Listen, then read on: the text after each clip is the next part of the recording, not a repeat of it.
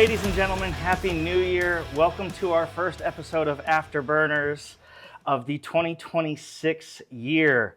We are starting our year off with a very special guest, somebody I've known for a very long time at this point, Miss Georgia Drews.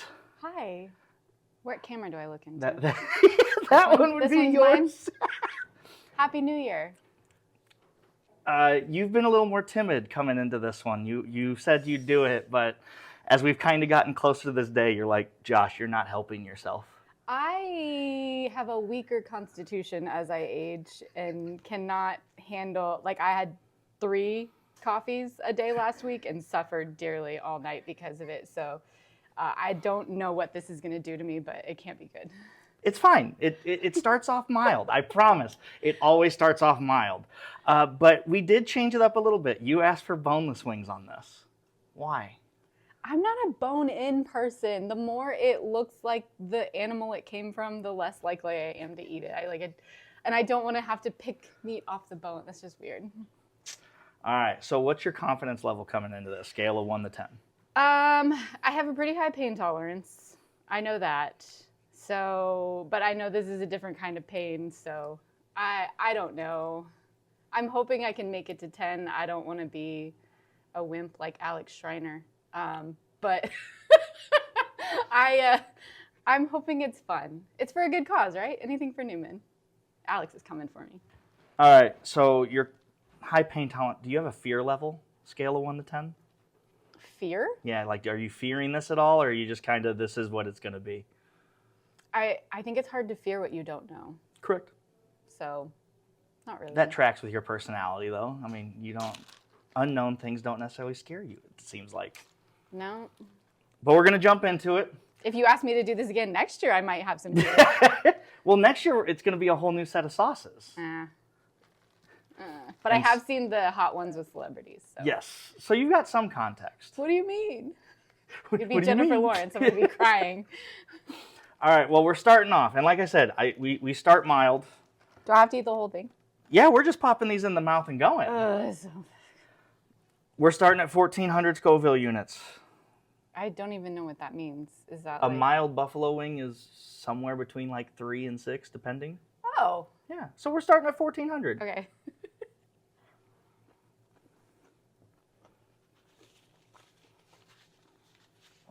I don't mind that. Is it going to hit me in a minute? No. Okay. Just how you're starting. Laughing like you're going to hit me in a minute. Just starting off, you're like, I'm good with this. But that being said, first question. You've been around Wichita your whole life. Bishop Carroll grad. Yes. What is it like growing up? What was it like for you growing up in Wichita in your experience? The first thing that came to mind was Joyland, RIP. I loved growing up in Wichita. I mean, I didn't know anything different. We traveled here and there to visit with family, but, I grew up going to Wranglers games, then Wingnuts, and then Windsurge, and then whatever else they want to name it, and, going to Thunder Hockey, and I love that it doesn't take so long to get across town, and, yeah, big fan of Dillon's over Walmart. I'm very Kroger-based. Thanks for the Kroger milk. No, but I liked it. People say the Midwest is boring. I don't think so. And so I don't have a hard time telling students when they want to come to school here what Wichita's like and why they might like it. So we last interviewed Austin Schwartz at the end of this last year before Christmas. And he was talking about his experience that he's like, Wichita can be boring if you let it be boring. I mean, yeah. If you aren't going to put in the effort, then anything can be boring. People, wonder if they can find their Catholic opportunities and experiences at Newman. I think that's kind of in the same vein. You can, but you got to go look for them a little bit. Like, I had a really authentically Catholic experience at Newman, but I also had to say yes to going to things and yes to meeting people and yes to going on retreats. And so, same thing. I'm glad you actually kind of brought up the Catholic side of things. Oh, yeah. Because we're going to go straight into question 2 here. But we're jumping up a little bit. We over triple the Scoville units. We go from 1,400 to 5,700 here. What's the max? Well, I'll tell you when we get to 10. No, I'll tell you when we get to 10. I don't want to. It's like the tornado scale. I know there's like a max. So like, what's the max? We're going over 2 million today. Fudge. Do people swear on this? Do you edit out words? Please don't. This one doesn't. I don't like the way it smells.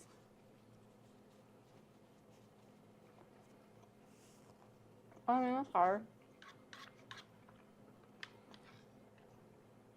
How long before you think I dip into the popsicle? It's there as like a crutch if I need it, but I don't. I want to. That is true. You did tell me you're bringing popsicles, which is a different approach to this. Nobody's done popsicles? Nobody's done popsicles yet. Well, I mean, you're not like ingesting a ton of stuff. It's just keeping your mouth cool. I thought about the chloroseptic? Oh, yeah. The stuff that like numbs your tonsils? Yeah. Yeah, that. I don't know if that would have helped. But you brought up your Catholic experience. You've gone to a Catholic high school. You came here as for a Catholic university. I feel like I've known you long enough to say that like your Catholic faith is very important to you. Oh, yeah. What ways has your Catholic faith like shaped your personal values, the way that you've experienced growing up? How did those influence you in picking a Catholic university like Newman? Oh, well, I really wanted to go to a Catholic school. I was under the belief that like if I went to college, I was going to like stop going to church and lose my faith. And they talk about that all the time. And I didn't want that to happen. And I thought the best way to make that not happen would just be to go to a Catholic school, get involved, and have some like accountability and some other people like me. So when I was choosing a school, I wanted a Catholic school that had a good women's bowling team. Or even just like back in 2006, I wanted a school that had a women's bowling team. There weren't like a ton at the time. And like every Kansas kid, I thought I was going to California, New York, or Florida for sure. I was going to get out of the Midwest, or at least get out of state. And I ended up finding a school with a relatively new bowling team 10 minutes from my parents' house. So I was a little let down by that fact, but my mom and dad agreed to let me live on campus, and I kind of felt like I was out of state. So there was that trade-off. But my first 2 years, I was pretty exclusively like bowling and hanging out with bowling friends. I didn't bowl my junior and senior year and decided that in lieu of that, I should probably get involved more in campus ministry. And I interviewed for a job in campus ministry. At the time, they were only hiring 4, so it was like a thing that a lot of people interviewed for. And I got one of the spots. And junior, senior year was like pretty much all campus ministry retreats at least once a semester, if not more, service trips, ski trips, Bible studies, setting up for Mass. I know you don't see it a lot now, but I actually used to serve Mass. When we didn't have the seminarians and if we had somebody that couldn't show up to serve Mass, I would do it with Father Tatro. And it was just like a giggle fest on the altar because he would laugh during Mass all the time. But I had some really authentically Catholic experiences here. I lived on Metanoia, which was 3rd floor of Beata. And when I first moved up there, I was in one of the 4 pods that was not designated as Metanoia. And then after that, I think we had the whole floor. So that was kind of cool to do like night prayer out in the lobby area and be around a lot of people that held me accountable for my faith and going to church and generally being a good person. I remember when I first met my husband, I don't know. But when I started dating him in college, I used to like stay out and like go to movies and like, whatever you did, hang out at parks before you could, go and do much else.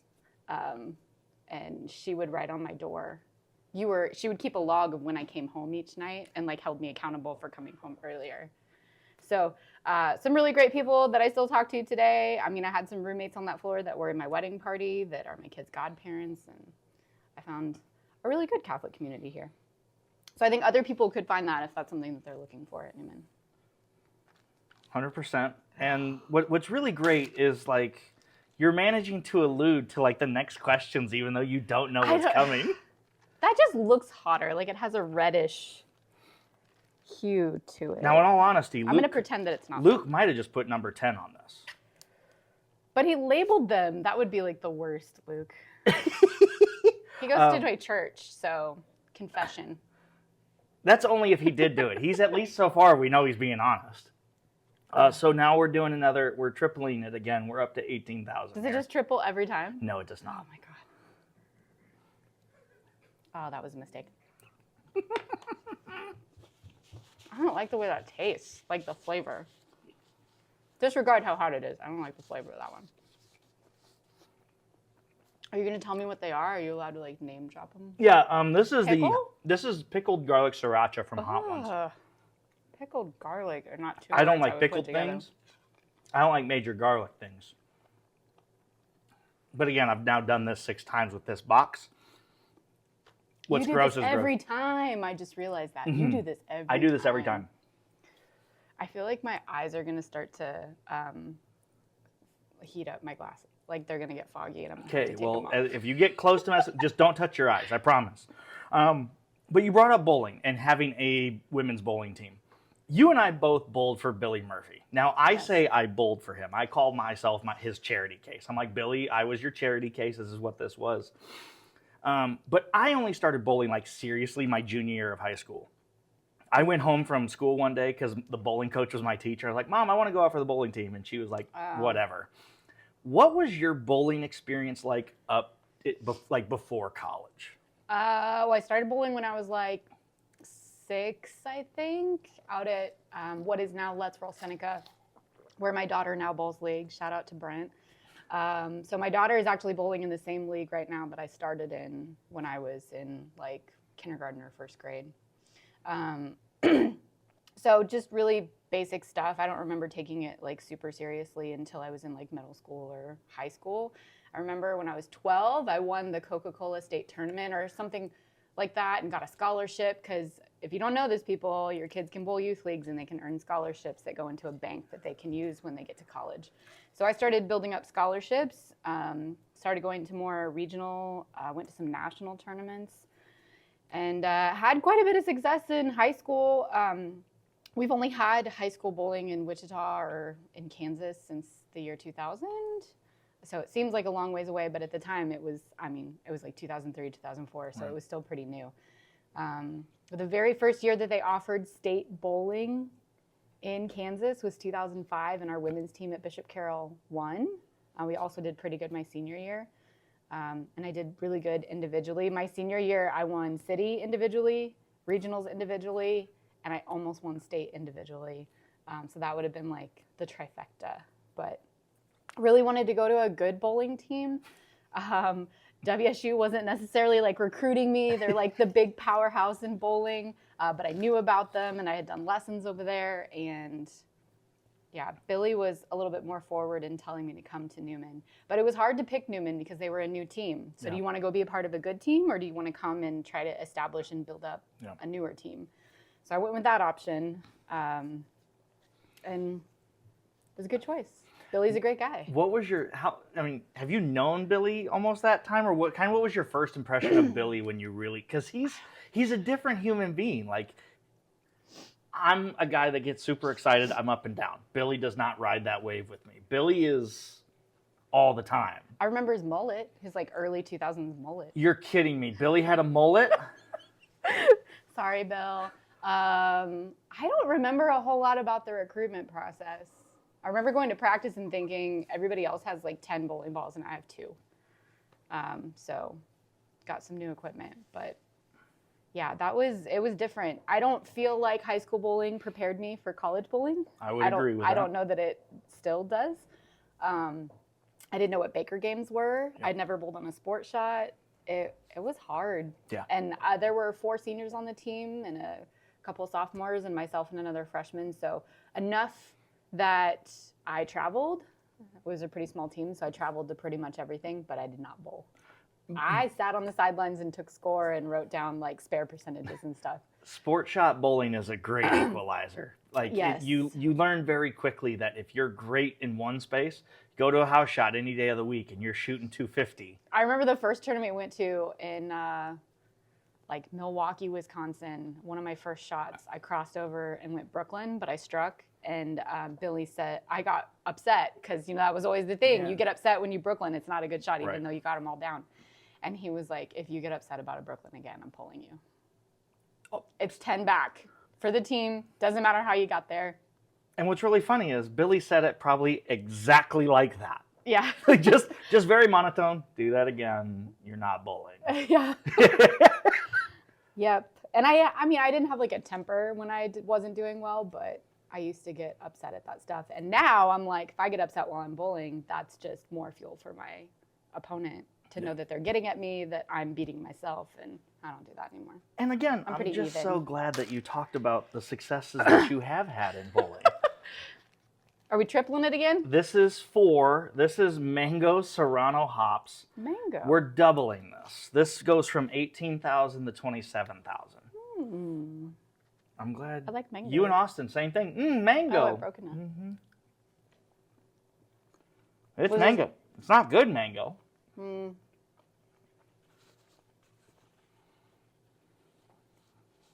I just have like Parmesan garlic from B-Dubs? It's like the most mild you can get. Sweet barbecue there is just barbecue sauce. Not a barbecue person. So, I have to say... I don't feel like this is that bad. Is it going to get a lot worse? No, it's pretty bland. It's just... I feel like I've said this about you more since I've started in 2022 than I've heard you say ever. In fact, I've heard you say it on your own. Oh my God, the whole thing fell apart. I've heard you say this a total of, on your own volition, 0 times. You won a national title here as a bowler. Oh, yeah. Yeah, that thing. I feel like I say it more often, and you're always like, oh, why did you have to bring that up? But that's a grueling process. Like, going through nationals, regionals, all of that. Can you talk more about the process of getting to that national title game? And just like when you get to that moment, what are the feelings, the emotions that you go through with that? So my bowling career was a little bit more stretched out than most. I bowled my freshman, sophomore year. Technically quit the team my junior and senior year due to some frustrations that I was having. And then Billy knew I was coming back to get my graduate degree in theology. And he was like, you know, you've got 2 years left. You could bowl again. But at that point, I was working full-time, I was going to grad school full-time, and I was an athlete. So my very last semester of my last year of grad school, we were on a pretty hot streak. The women's team won the Hoosier, which is a really, really big team tournament. We went out to Vegas and won the Sin City Open. Great Catholic school winning the Sin City Open. Yeah. And then we also won sectionals. So sectionals, all the college teams get divided into different locations to compete for a spot to advance to nationals. It's also where you compete individually for a spot to go to the individual nationals. They all happen at the same time, sectionals, nationals. I'm pretty sure that year at sectionals, there was hundreds of women bowling for 4 or 5 spots to go to nationals. And I don't remember how many, but I made it and I was the last spot. I like squeaked in, but I bowled really well that day and I was pretty excited about it because I hadn't made the singles finals in any of my other 3 years at Newman. And that was kind of my last chance. So the team was doing really well.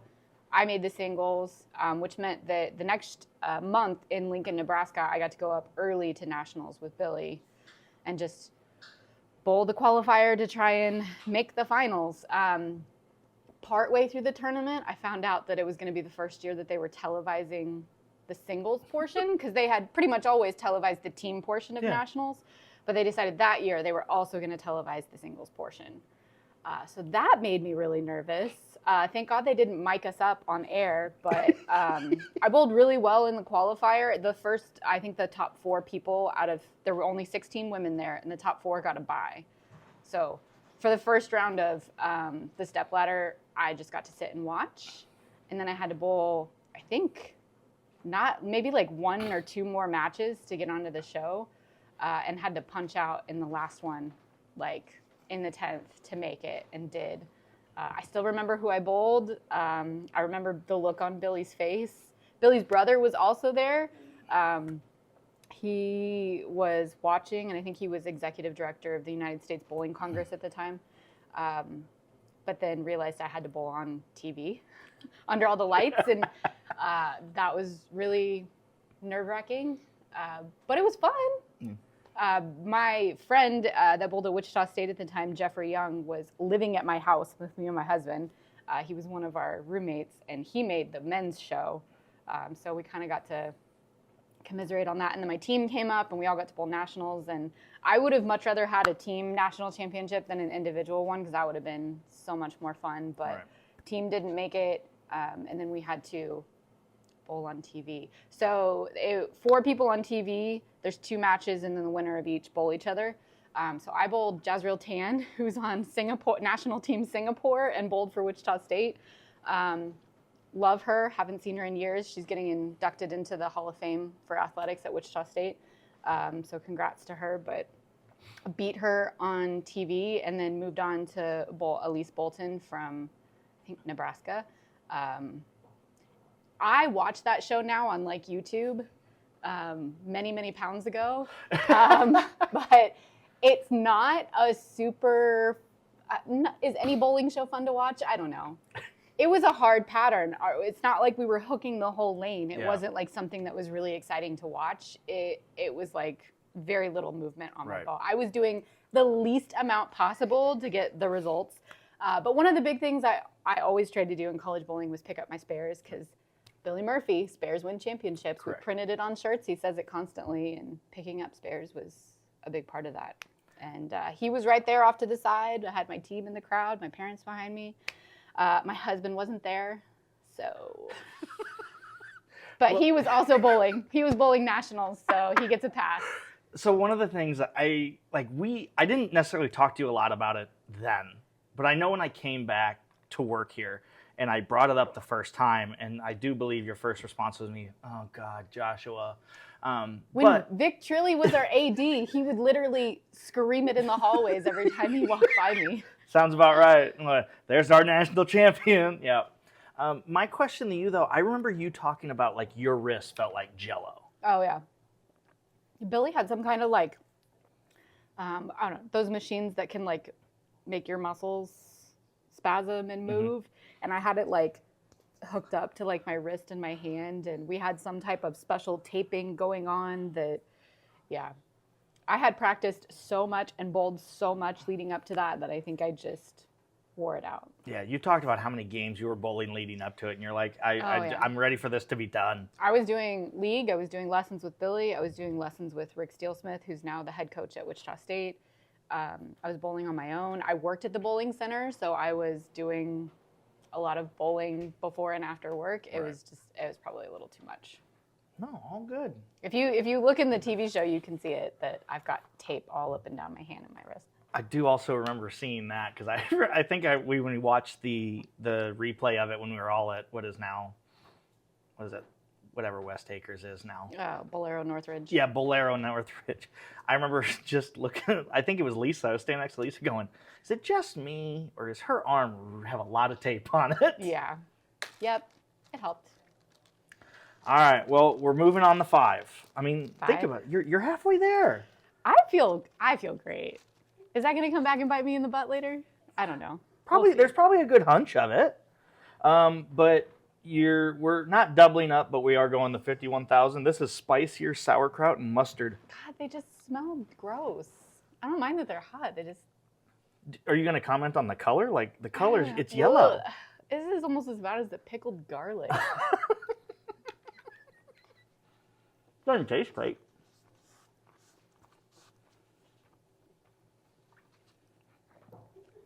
I had spicy kimchi one time, and I'm not like a Korean food person. That was the worst next day ever. Is this going to be anything like that? You tell me. I don't feel like it's as bad as you said it was going to be. Is it just me, or does it also look like she's like running in her chair? I'm not even sweating.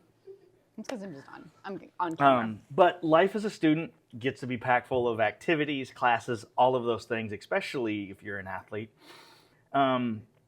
What are some of the biggest life lessons that you learned here as a student, between earning 2 degrees, competing at a national, at a national collegiate level, and still managing to be incredibly successful? If I had to tell you from my perspective, I could say, athletics, I think, was probably more successful than me being a student. I think I realized that high school was way easier than college. I my very first semester at Newman, I failed a class. Oh, man. I have never failed a class before, or, well, almost after that. And I think my whole first semester, just juggling everything, I did not do a good job of talking to my advisor, asking for help, asking questions. My first semester, I had no idea who my advisor was, and we still get students who will contact admissions and be like, I'm ready to enroll for spring, who's my advisor? I'm like, you haven't met with them already like 4 times this semester? I had no clue. I was more concerned about bowling than I was about classes at that point. And do you want to guess which class I failed? Have I told you this? Which class could you have failed? Was it art appreciation? No, it's real dumb. Oral comm. With Hayne? No. Oh, thank goodness. No. Oh, it was with an adjunct, but like, look, my job now is like public Right. speaking, doing presentations, going on visits. I was really kind of going towards the things that you'd be like, yeah, you're not going to catch me in an art room, but Well, I got a C in art appreciation because I took too long perfecting every single piece of art that we did, and That it just needed to tracks. be turned in. that absolutely tracks. Yeah, but I think the most successful students here, and maybe myself included, ask for help when they need it. They know where to go. They talk about it. Yeah, I was not a very good student, I don't feel like, in college. I was not great at being on time. Surprise, surprise. I'm habitually late, so assignments were habitually late. I'm pretty sure Father Guile was so ready to have me out of the graduate theology program, and I feel like I squeaked by on both undergrad and grad. But I loved classes here. I just wasn't great at like getting things in on time. And I think was it's the amazing. worst. I think it's funny that the way you talk about like high school and like, I look at my college experience now, and I'm in the 6 years that I've taken classes, with me getting my master's. College was the way easier for me. Really? Like college worked out for me in a much easier level where I just wasn't in class all day. Like just See, I feel like I thrived on that. Carroll, I still don't think they do block schedule. It's 7 hours every day. So you're in class all day. I think I'm somebody who needs to be busy and needs to be told, like, here's what you need to be doing and when, because when left to my own devices, I didn't fill my time very well. And I'm with you that I didn't always fill it very well, but I know that when I had the opportunity, that when something piqued my interest and I could just go search it, I ended up finding myself way more passionate about learning and just doing things, that it made everything else for me way more successful. Well, my first couple of years, I had no idea. I was undecided. Okay. So I didn't really feel like I had a passion for any particular one thing. Yeah. So it was hard to like get engaged enough to be successful. But I feel like we have more resources here now than we did when I was a student that can help with that type of stuff. I would agree with that as well. Yeah. But also my advisor I remember my first year advisor was Heather Boyce Brattle for the design. She left my first year, then it was Pamela Pancake. But during that period, it Mary took over for me. And I remember every semester when it was time to enroll for classes, I'd walk into class, she'd pull out a file folder, put it right in front of me, and she's like, you're not working on anything till you enroll in class. Like, that was just my experience where... Flipping through the paper pages of a course schedule. Oh, no, because we had my 4-year plan, and we had the exact classes. So, like, all I had to do was go, like, we put a sticker where all the classes were. So, that was my... Like, it's just interesting when I think about the experience I had with my advisor. And when I hear some people struggle with it, it's like, that is not the experience I had at all. I didn't know who my advisor was my first semester. I remember enrolling with somebody, but I think it was just whoever they had free that day, which is sometimes what we do. But yeah, my T&T professor was Dr. McFall. And at the end of the fall, I was like, I failed this class. I think I need to meet with someone on a more regular basis. Will you be my advisor? So I went up and I had the registrar assign him as my advisor. Completely undecided, history professor. And eventually declared theology and was like, can you still be my advisor? I would just sit on the floor of his office and pick out classes and chat. And So I had Dr. McFall as my T&T instructor too. Oh, you did? He was vital to my first year experience. Him and Dr. Hayne were my group, and that was just, they were amazing. They still are amazing. yeah, and he didn't drop that. We did have a professor named Pamela Pancake. Yeah, no, that wasn't just, that wasn't me making something up. All right, we're off to 6. This one's way yellow because it's called Tropical Amarillo. It's called Tropical Yellow. Tropical Yellow. We're at 69,000 heat units here. So we haven't jumped up a lot. Like we've not tripled. That last one's heat unit. You're feeling the last one? I was about to say, how are you feeling? I looked it. I feel fine. That's probably going to regret saying that later. Yeah, she's fine. Like, I'm not even sweating. She keeps saying that, like, you're shaking, though. Because it's like, I thought I would be eating the popsicle like a normal person and cutting it with a fork.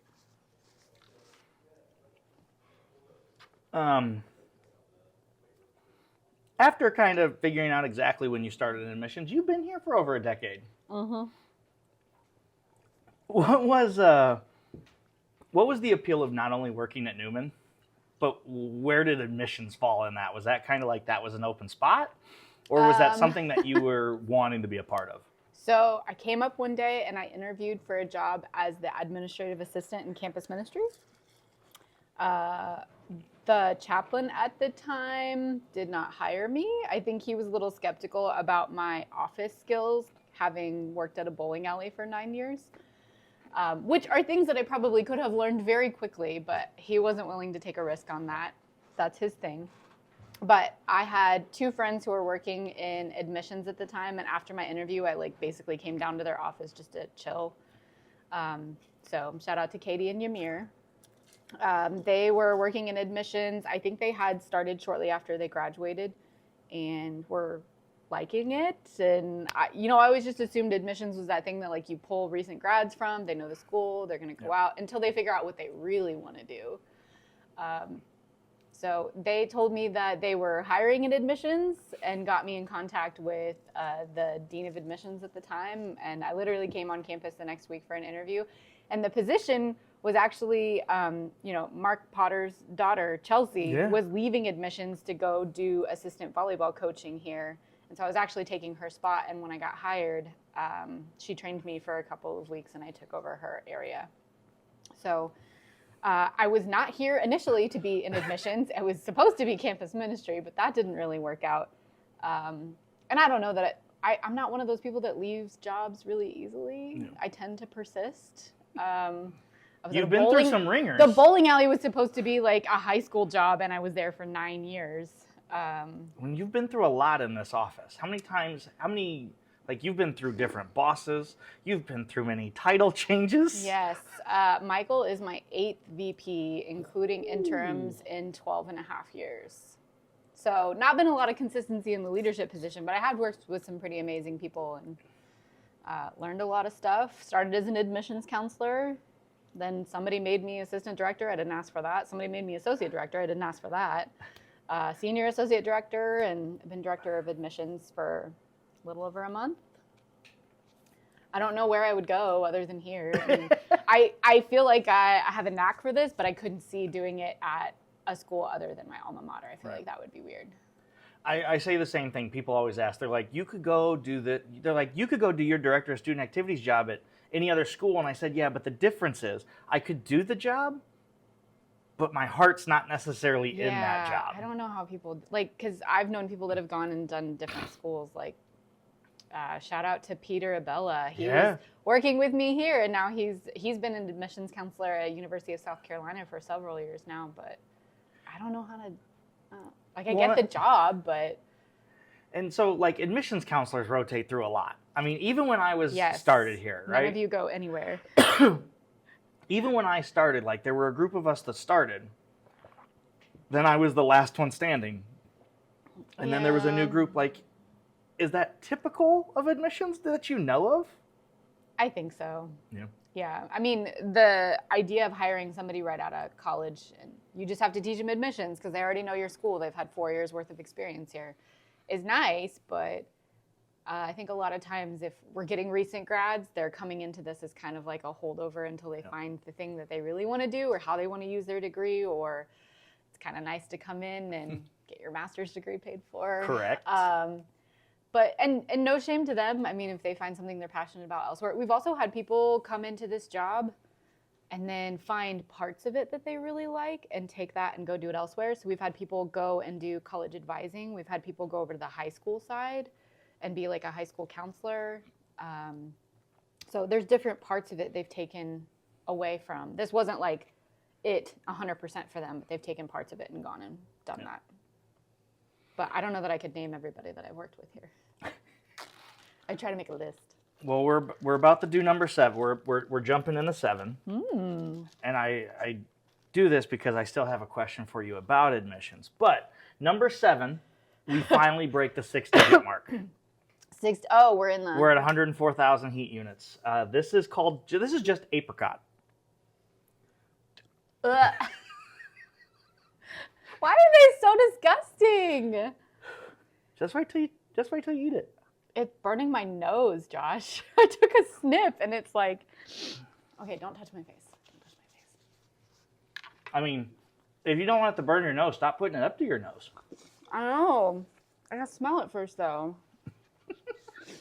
That makes it worse. I'm just gonna eat popsicle. It's like melted. It's all over the place. I should have only taken one out of the freezer at a time. Now this other one's probably mush. Should have had a slushie, like an icy. Alex had a milkshake. That's a lot of milk. There are probably going to be a lot of people that look at admissions and go, I know how admissions work. I know how to do this. But they don't really see all of it, right? On the outside looking in, very rarely does anybody see really what it takes to do this. What are some of the like really tough aspects of this job that either A, don't get talked about enough, or people just don't really think happens in this space? Well, first of all, we're at a very small school. So they put this little thing in your job description that says, and everything else as needed, basically. So if you think it's not in your job description, you're wrong because they have that statement. It's almost like the fine print of your job. And small schools, I feel like you do a little bit of everything. We don't have as many specialized positions. So like one of the things I think we're a little bit different on is our admissions counselors do financial aid cost estimates with students. They're very well versed on what financial aid you're getting, why you got it, what the max or minimum is, can tell you how much you'd owe, what your loan options are, payment plans. And in a lot of other schools I've been to, like if a student even mentions financial aid, you go down to financial aid office. We're not talking about that. We're hands off. Do we get it right every time? No, but I think it allows us to help them a little bit more without having to pass them off and transfer them to different offices constantly. I like that we can be more of a hub for customer service, even when it's harder, like right when classes are getting ready to start, or when we're going through a systems transition like we are now with Genzabar and we don't always have all the answers. I've done a lot of hand-holding with students. I've had students come to me because they need health insurance, because they need a driver's license, because their visa is about to expire, because I don't know. I've had students crying in my office. I've had students telling me confidential information. Like, I don't know. I've had students come in because they don't know where else to go on campus for whatever problem or issue that they're having. And it's not always going to be me that solves it, but I can at least advocate for them somewhere else. So I think the word counselor in the admissions counselor position we get used for that like a lot. One of my favorite stories that I talk about often as an admissions counselor, I don't necessarily know if you remember this because you've dealt with this stuff so much.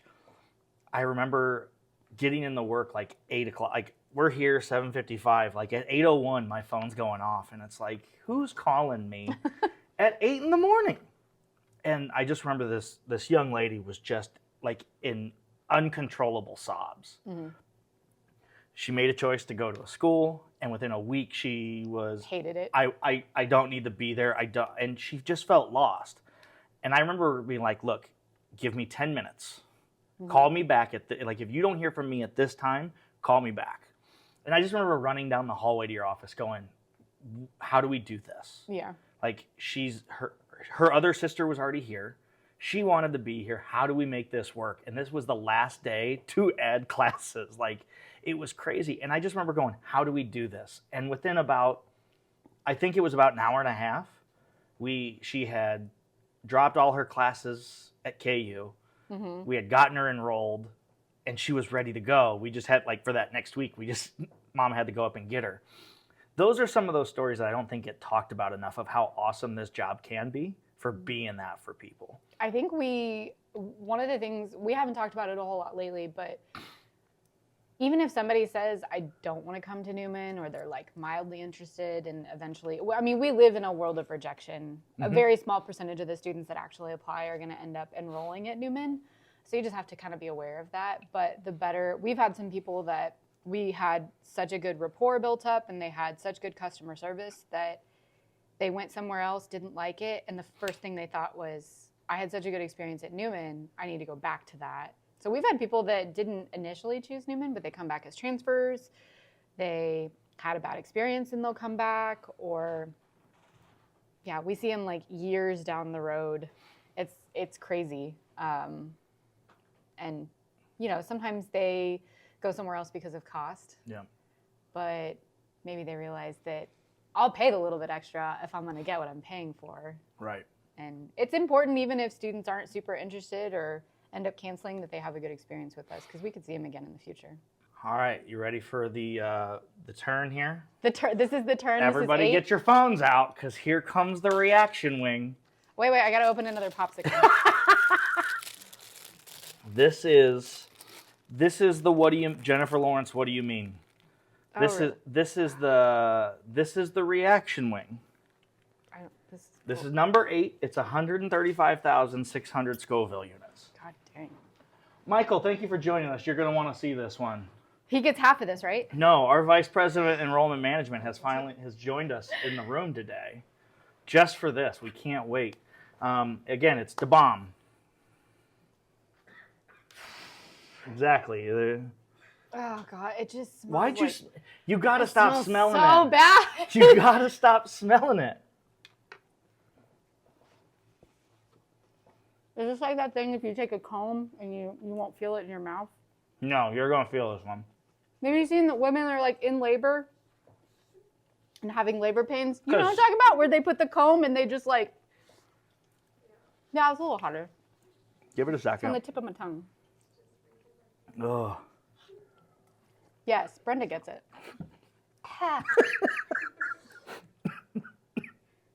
That was like a 30,000 jump. Mm-hmm.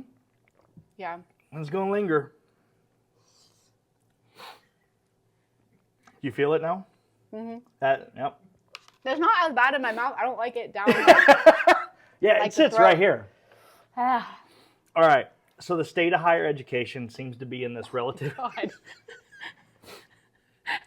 What are you hitting me with after that one? Maybe I'll give it a second. I don't know that I'm ready to comment on the state of higher education without eating wings. But it seems to be in flux every time it gets brought up in the news, anything that we read, right? Mm-hmm. Is it worth it? Is it necessary? Mm-hmm. Now, college looks different, I think, now than even when I was finishing.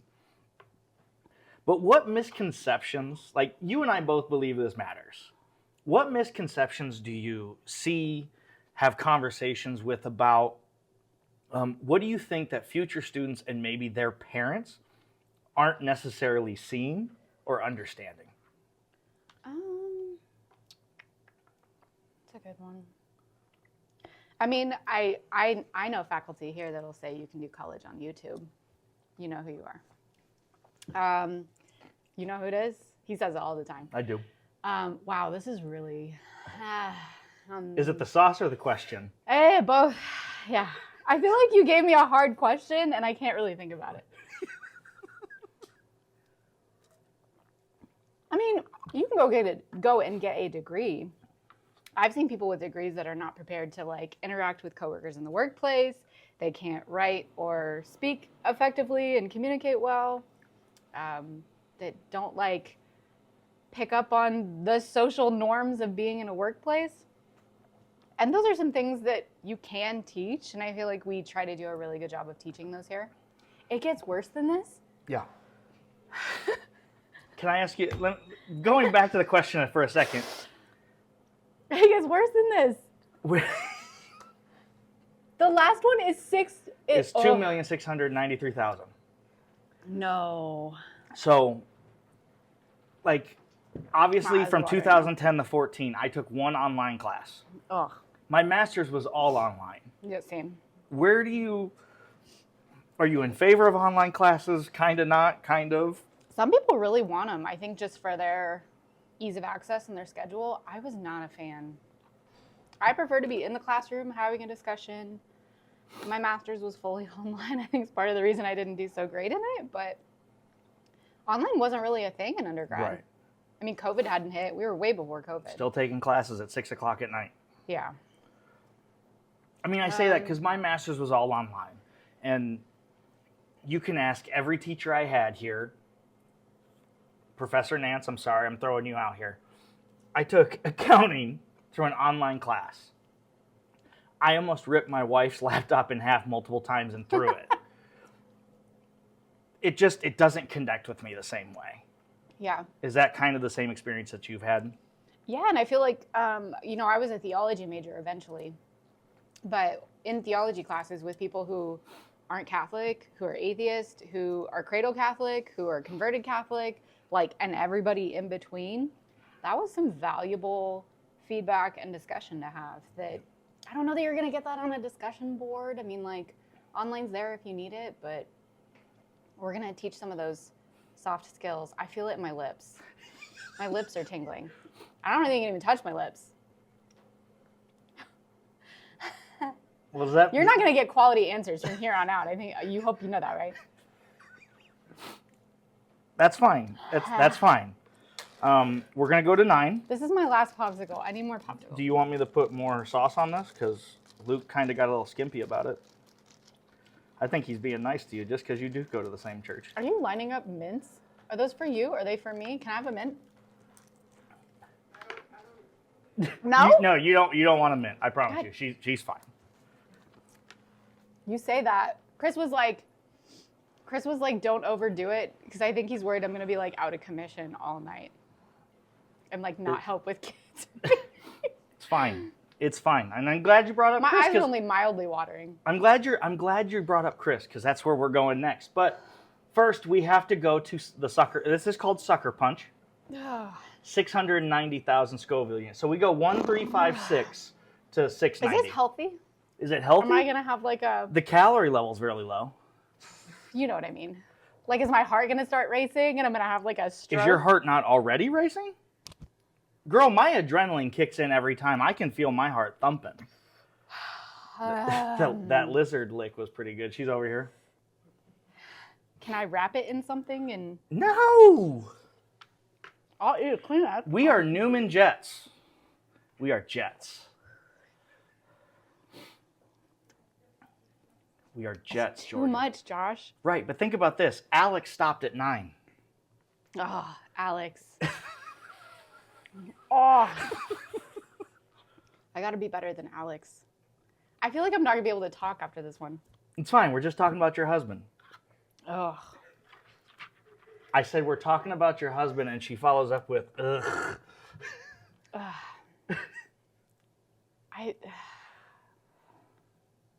Cheers. Sure. Remember, George, I do this every time.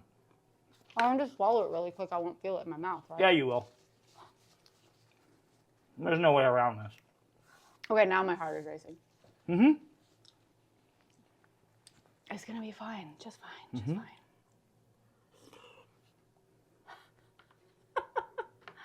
I thought I would be sweating. What? I thought I would be sweating more. That's why I changed my shirt. Keep touching the mic. But I also don't want to drink too much of this. Okay, that was suspiciously not that bad. Is it going to hit me in a minute? Mm-hmm. Oh, God. Look at your cup. It says, believe in your elf. You got this. It's because my Newman cup was dirty. Look, we are Jets. You are a national champion, Georgia. Oh, National champions don't quit. They don't. So you married your husband, Chris, in 2011. Yes. I know bowling is at least somewhat of a connection between you two. He went to Wichita State, though. he was on that team. I know you have two amazing kids. Your little girl loves running around campus trying to find all the little pictures. I found another one. Are you distracting me with that? It's on the bottom of your cup. Yeah, that's on. I know. She's gonna love that. I do see her. I see her a little bit more often than I see him.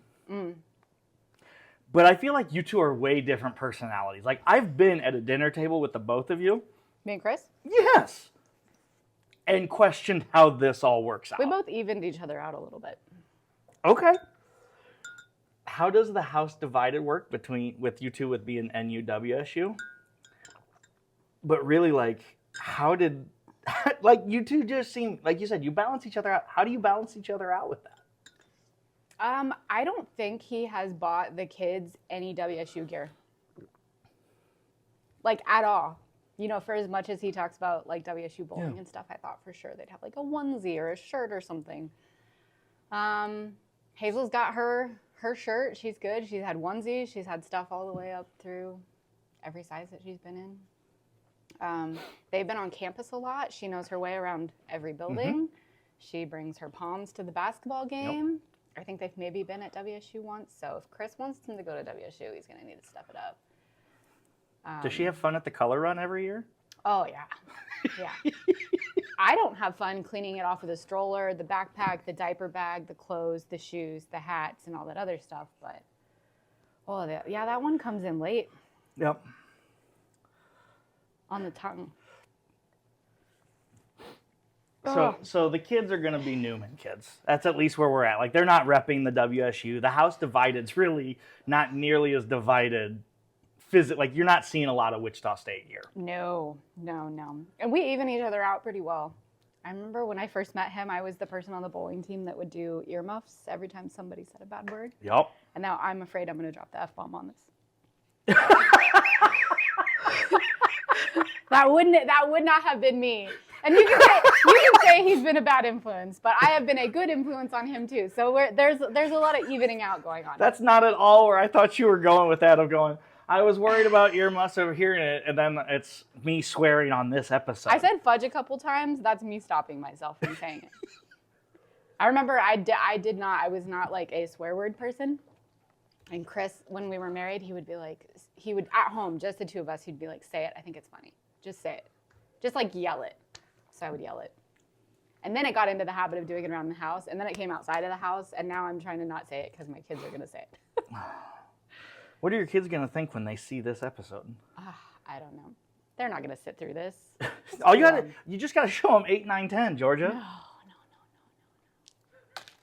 Do you want me to give you a second before we go to 10, or do you just want to go ahead and end it? I feel like we should just do it. Just do it. I feel like my hands are shaking now. Oh, you're shaking. I'm going to die. No. What has your reaction been to this one? Like, this is me. You never had a problem with it? No, okay, so the first time... this is the first time I'm going to admit this on camera, so I can't even say I lied. First time I did this with my brothers and my wife, Lucia. Before we had gotten married, went to go to Arizona, and we watched the episode my brothers did, and she goes, that could be fun. So we did the four of us together. Whose episode did you watch? Oh, you guys filmed it. Yeah, we did it together. I thought you meant celeb one. But the problem is, my brother didn't necessarily cook the wings till they were crispy, so I felt like I was eating slugs. Oh, God. But I couldn't do 10 because I just felt bad. Like, I had a mental block about the wing because it was chewy and stuff. But since I've been doing these, like, it's not fun. Like, it's not great. I'm not sitting there going, hey, let's eat all these. I mean, again, this is the last dab experience. It's 2,693,000. How much more after this? Are you going to ask me another question? One more question. God. Look, you don't need to bring him into it like that. No reason for that. That was the other thing I used to do on the bowling team. I was the earmuffs girl, but every time somebody said Jesus, I would say, loves you. I do remember that.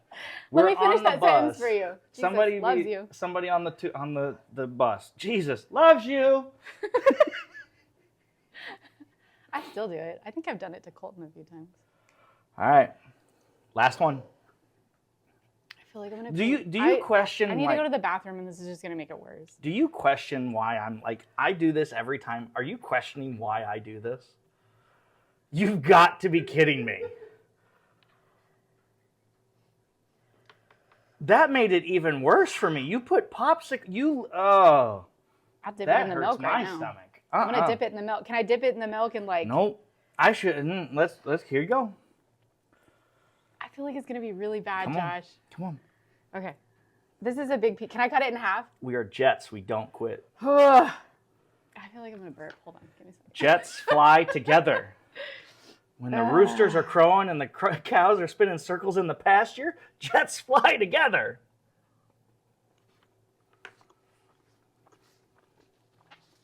I can't even imagine how bad that tastes. I just need to get it down. Oh, my throat. I'm actually surprised how far I got through before it started to bother me.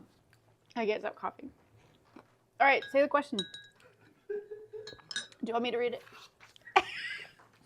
Because once you do that and I answer it, we're done. No. Let me just make sure I get this lined up right.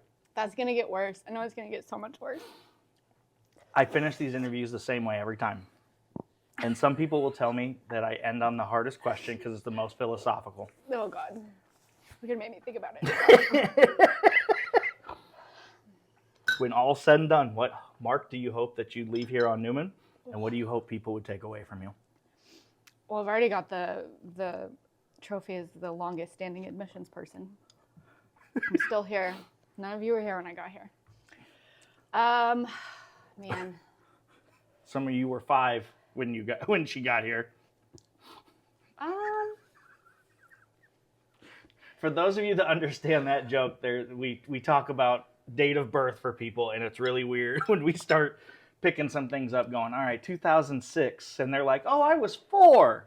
Great. When I first started working here, I remember when people were no longer born in the 90s. Brenda, I can hear you. Is air help? Should I suffocate it? And now people are born 2 years after I graduated high school. And now they're starting to inquire and be born when I graduated college. I don't know. Mostly I just like seeing that people are gone and married and kids, and I see people that got married to another kid, and I recruited both of them, and that stuff makes me happy. So I don't know. Doesn't matter what degree they get, just that they learned something here, and maybe I was a part of making the first part of that easier or better. I don't know. Now I feel like my eyes are watering. They absolutely are. Miss Georgia Drews, you have flown to the top of the mountain. Take that, Alex. Is there anything else you would like to finish off with today? No, I'm good. I'm all right. I might be taking a sick day tomorrow. I'm not sure. We'll see. I need to wash my hands before I touch my face. Ladies and gentlemen, thank you very much for tuning in today. Happy New Year to you. Happy New Year. We look forward to seeing all sorts of guests this upcoming year. Peace and chicken grease, y'all. Go